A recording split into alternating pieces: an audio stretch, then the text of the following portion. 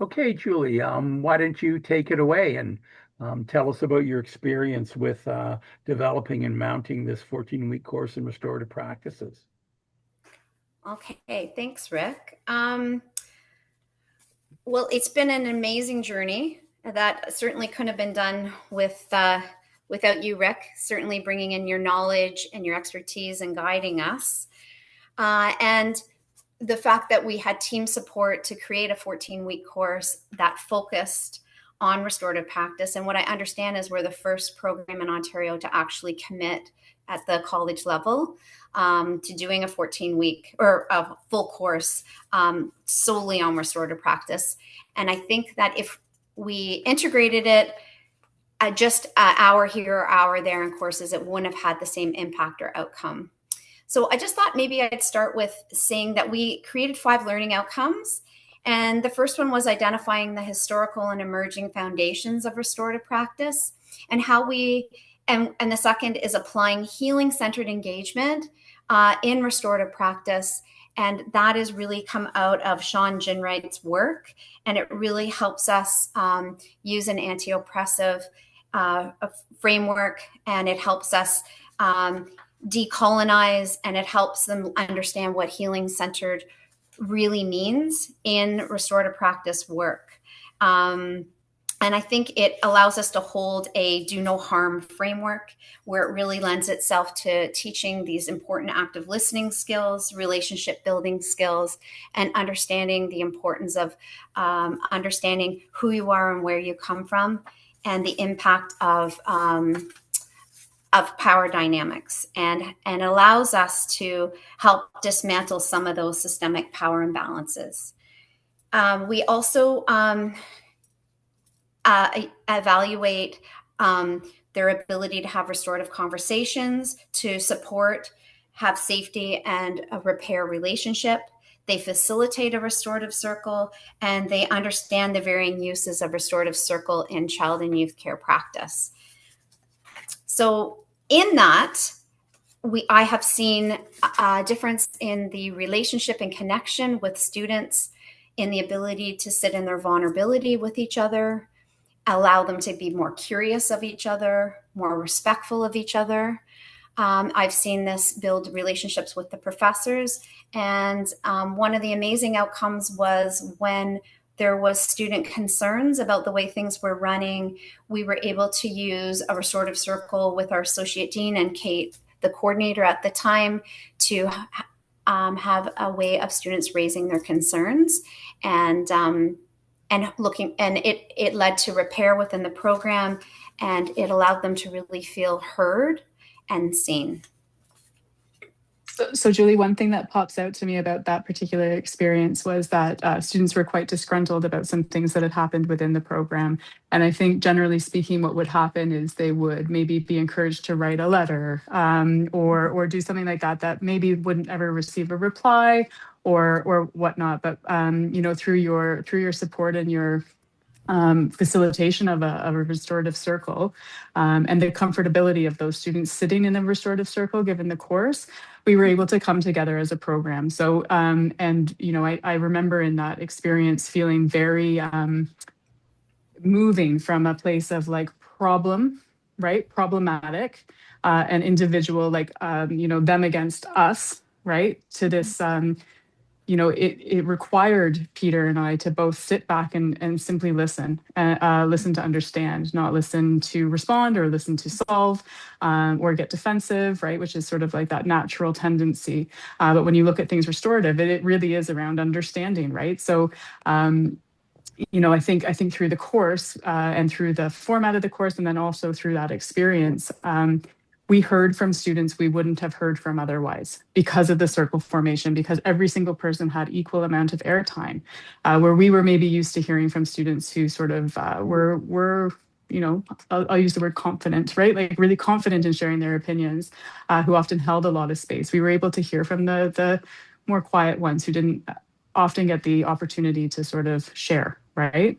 And the requirement was not to solve the problem. The requirement was to hear and acknowledge and say, like, we get it, right? We get it, and we're happy that you shared it. But thank you for sharing with us, right? So it just offered a totally different kind of approach to, I think,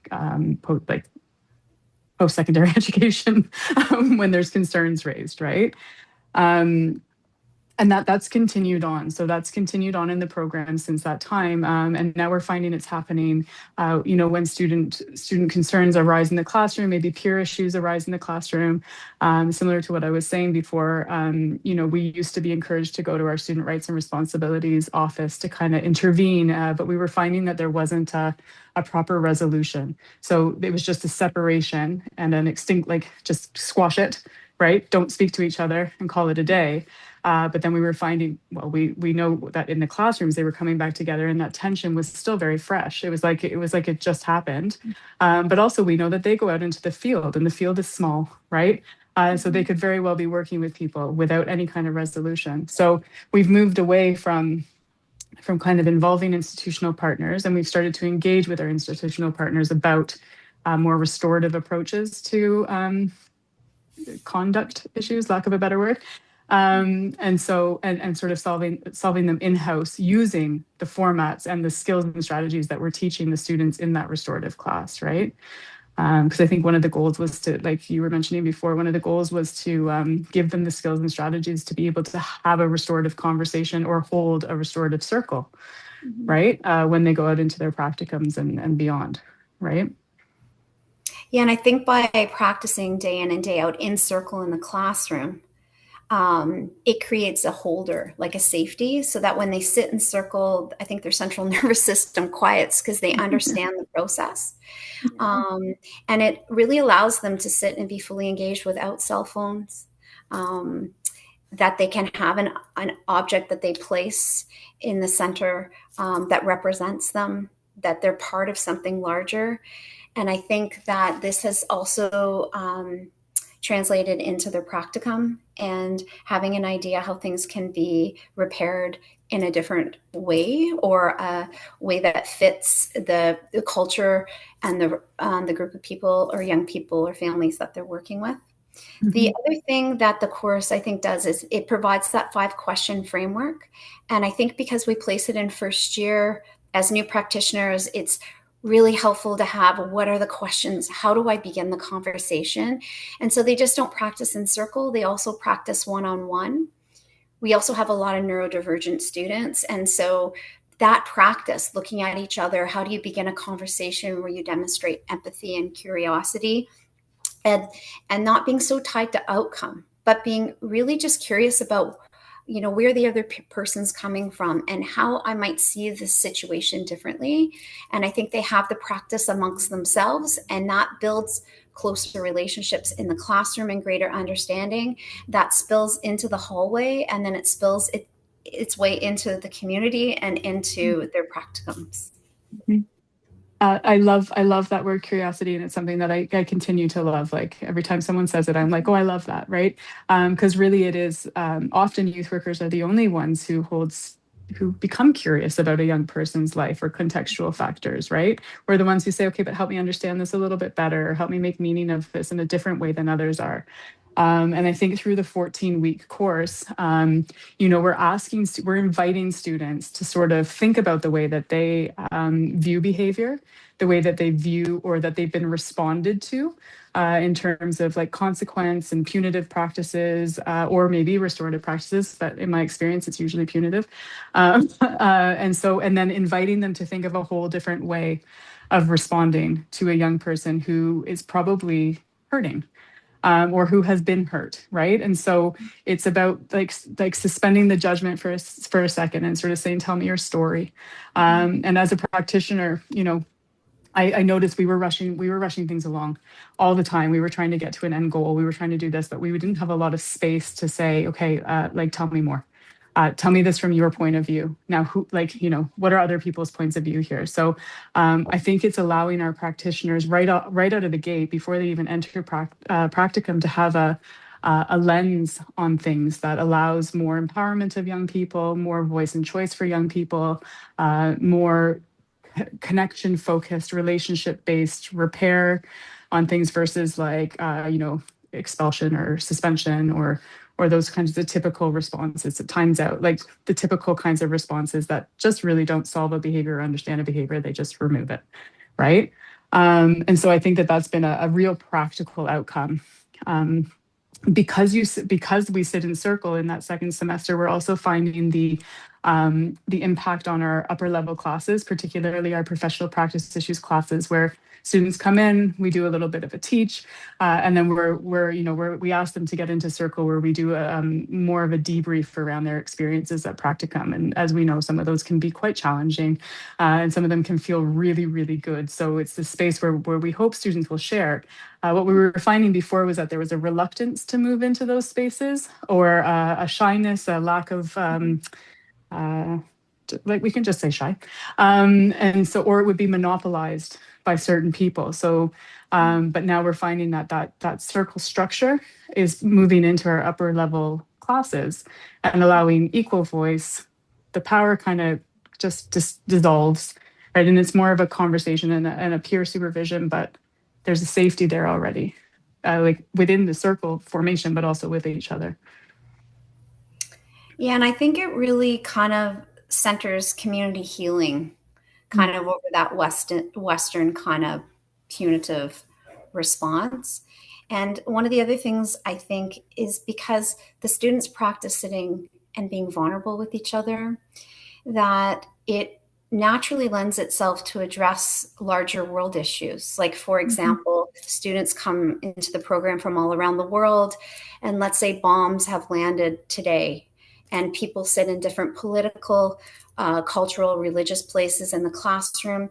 It really lends itself to be having a conversation that's culturally relevant, that's safe, that's vulnerable, and allows people to be curious about each other's perspectives in a way that's really relevant. And I think that's bringing in that healing centered piece that Sean Wright introduced to us, in a way that they can then recognize when they go into practicum and something's happened in the world, how do we begin the day with acknowledging what really happened, what's going on, and maybe the heaviness in the room, yet we can still engage in playful ways. So I think our evaluation tools in the course are art-based. They make a collage together. They sit in circle. They're evaluated on running a circle.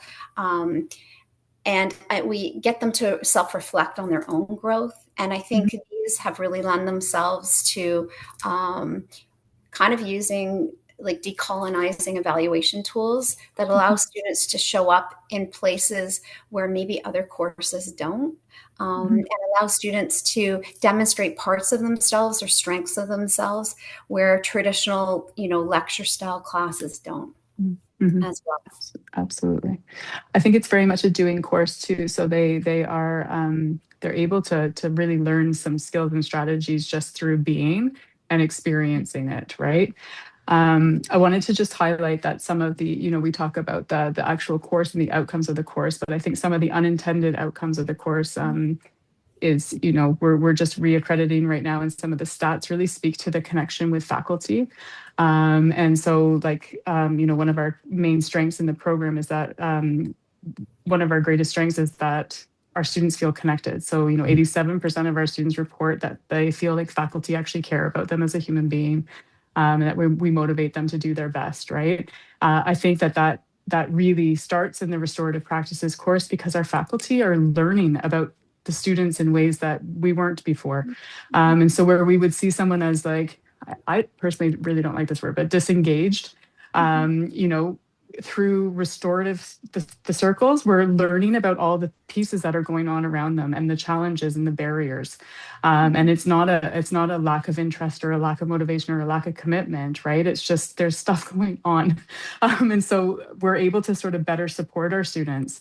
I think as a result, they're feeling like it's more of a community-based program. They feel like they're part of something. It's not just them alone. And those faculty are able, with permission, of course, able to kind of weave that through to other faculty to say, hey, like, what can we do to wrap around, right? So it's almost like practicing what you teach, right? It's actually like a feeling that's occurring, a community of care, right? Yeah, and I think that's by happening. having the course, we're bringing in professors that are grounded in restorative practice, Yeah, and that changes the climate that's of right. our program. I think it changes the way we sit in team with each other as faculty, Yeah, how we think about holding students accountable. I think we now get curious. yeah, Um, and I think it replaced our small teams and groups course. And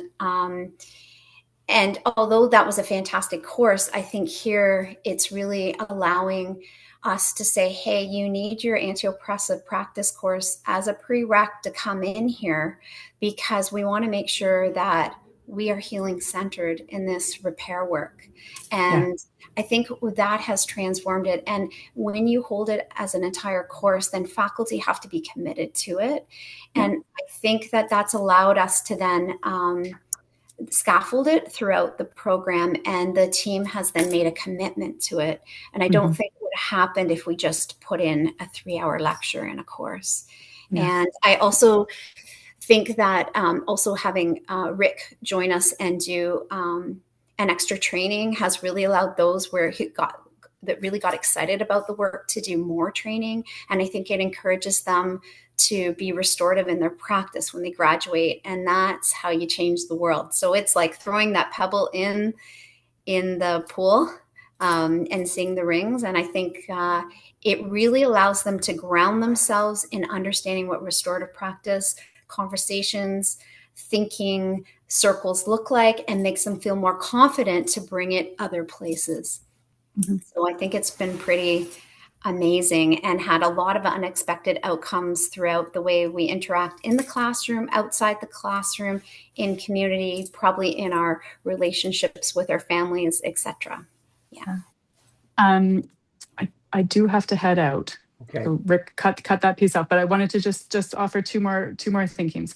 One, I think that we talk about the impact on our students and their practice, but really the ultimate outcome is on young people. And so I think the students that are going through this restorative course and then through the program in a restorative kind of way are then entering the field more committed to offering kids space to tell their stories.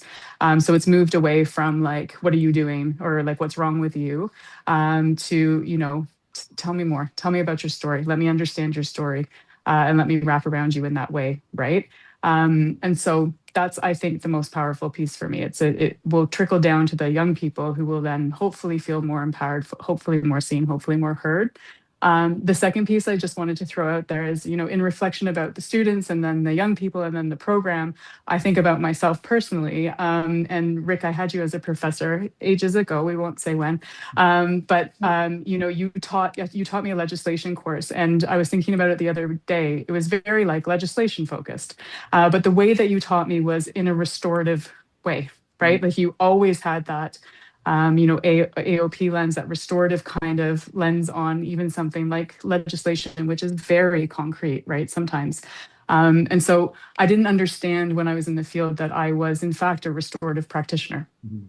I didn't give myself the language until actually you came to Dufferin Peel and did that lunch and learn. And I was like, oh my gosh, I'm a restorative practitioner. That's what I am. That makes sense. And so I think we're sort of graduating restorative practitioners, but what I wanted to say was that in my teaching practices, when I first started at Sheridan, I was very curriculum focused, and I was very like, we have to cover these sorts of things. And I find that probably since teaching restorative and getting comfortable in that kind of circle formation, a lot of my classes now are around dialogue. A lot of the time, I find myself at the back of the classroom in a circle, right? Like just organically, or I'm like, I don't want to sit here and lecture to you. I want to hear you. I want to hear your experiences and then connect it back to the curriculum. So I think that that's been really powerful for me personally, and hopefully for them, because that's the point. Well, and I think the thing is, it's like, I think it boils down to youth work practice or restorative practice. It is about the other person. That's right. So even though, we're given this sort of like quasi-expert role as teacher, professor, really the learning happens when we engage with the other person and, help them explore their thoughts and add in other perspectives so they can enhance their worldview, while That's still right. maintaining the dignity of who they are as a person. Mm-hmm. Beautiful. Yeah, Beautiful. it's meeting the students where they're at, and therefore they go into community and meet young people and families where they're at. It's I a hope, yeah. beautiful, the intersectionality between the field of child and youth care and restorative practice is like the perfect marriage. Yeah. Exactly. That's why I call it the DNA. Okay, I'm Yeah. going to stop the Yeah. recording so Kate can